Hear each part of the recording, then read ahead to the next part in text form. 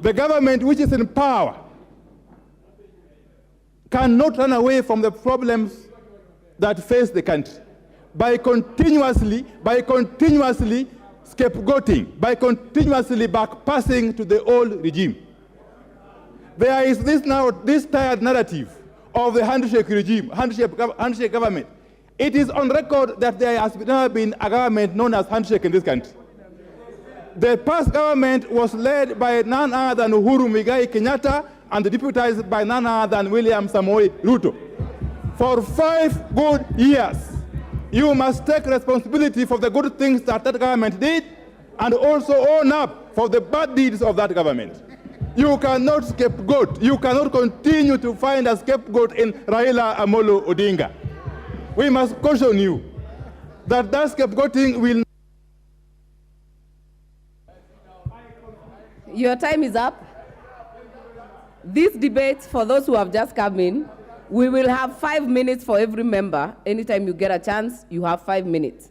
We will start with the member for Endebess, Honorable Robert Pukose. Thank you, Madam Speaker. Madam Speaker, it is true that the economy is not doing well. But it is also true that we got ourselves in this position because of the previous government. Madam Speaker, when President Ruto took power, we remember that the government was broke. And we cannot run away from that. It is true, the government is not performing well. But it is true that that government got itself in that position because of the previous government. So you cannot run away from that.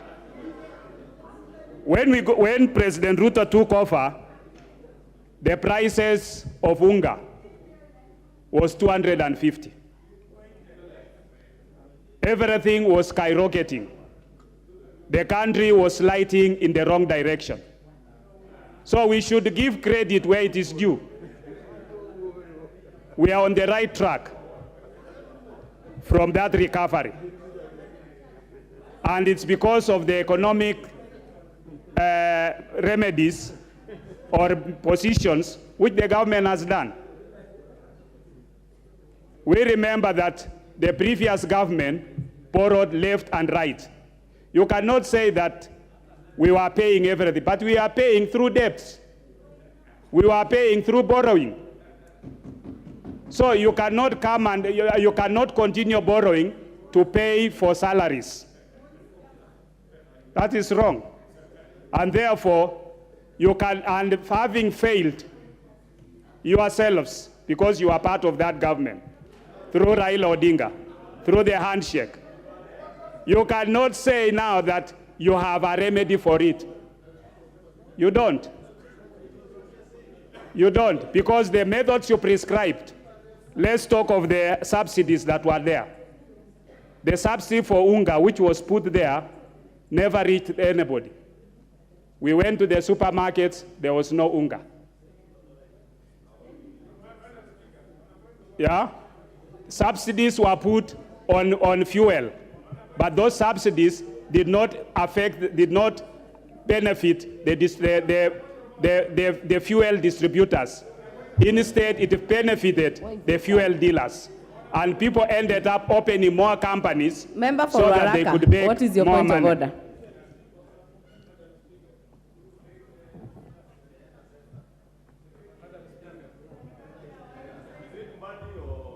No, Mbadi is sitting very well.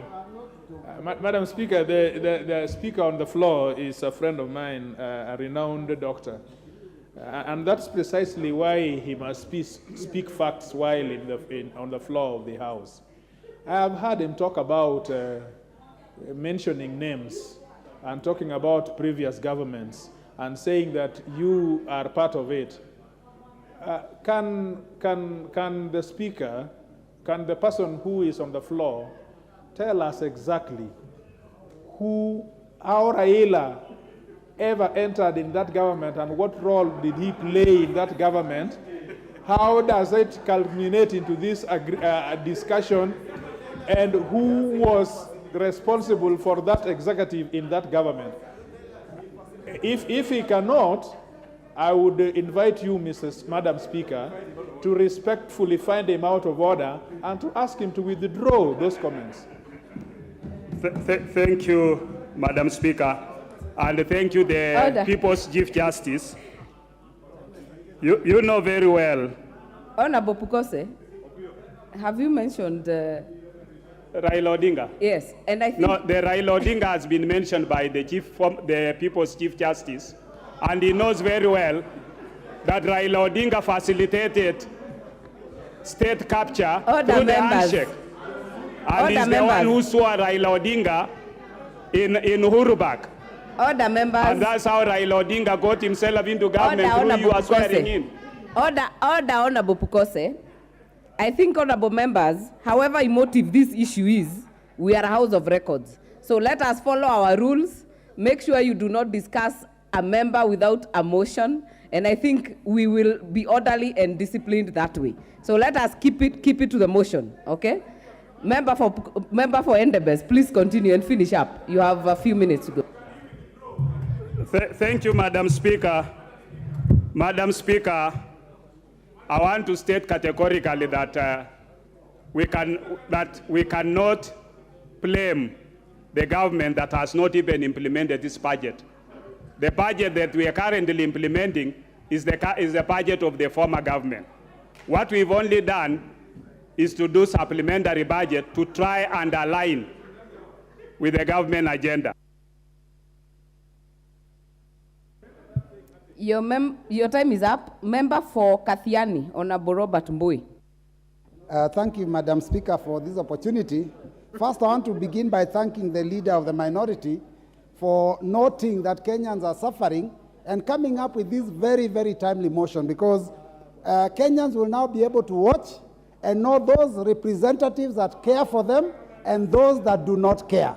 Madam Speaker, first and foremost, I want to just say that during the last campaigns, because we came from campaigns last year, this Kenya Kwanza administration promised heaven on earth. But, Madam Speaker, the current situation is actually hell on earth. Madam Speaker, the cost of unga is still high, the cost of electricity is going higher, the cost of fuel is high. Now we have started issues of delaying of salaries, something that has never happened to this house since 1963 when we got our independence. Yes. Madam Speaker, it is happening now under the watch of this current regime of Kenya Kwanza. Madam Speaker, you have heard that there are threats to even retrench employees of the civil service without any plan. Madam Speaker, it is such a problem. Madam Speaker, even as we speak now, members of parliament who are on their first term, second term, third term, may probably be facing no re-election because there is no CDF. Out of the money of CDF, Madam Speaker, almost 100 million is still owed to all constituencies. Our counties are also crying. Madam Speaker, we have economic meltdown of the Republic of Kenya. Madam Speaker, what solutions is Kenya Kwanza offering? The answer is none. What they have done is they're just pushing, blaming other people. And Madam Speaker, I'm very happy because the issue of Uhuru and Raila has been mentioned. And they keep telling us that they found empty coffers. I think money was stolen. Let me say, Madam Speaker, that this regime must respect the rule of law. If anyone steals money, they control the police, they control ESCC, they control DCI, they control DPP. Let them arrest the people that they keep talking about. Yes. Otherwise, we cannot keep, shifting blame on people that are not responsible for the problems that this country is facing. And Madam Speaker, let me tell you, last night on a Monday report, the economic advisor to the president was on TV. I am telling you, Madam Speaker, what he said is that this regime does not take advice. He said this regime is wasteful. He said this regime has excesses of employing CASs, has excesses of buying vehicles for leadership, has excesses of giving sponsors Majority and their leader. children offices. Madam Speaker. Order, Honorable Mbui. Order. Leader of majority, what is your point of order?